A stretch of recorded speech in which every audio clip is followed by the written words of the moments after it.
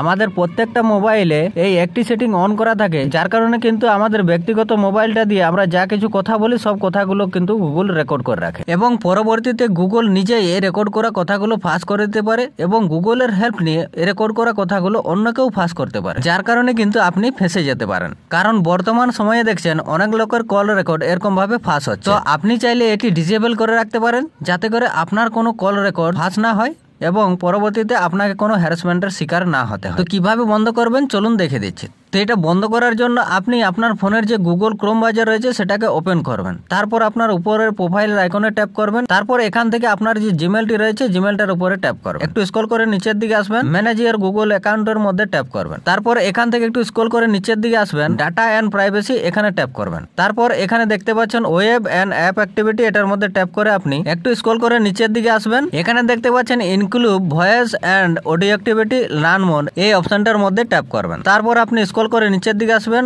Stop সার্ভিসের মধ্যে tap করে আপনি নিচে গটিট দেখতে পাচ্ছেন, এই গটিটের মধ্যে ট্যাপ করে দেবেন। এবার আপনার ফোনে আপনি যা কিছু কথা বলবেন কোনো রকম ভাবে গুগল রেকর্ড করবে না।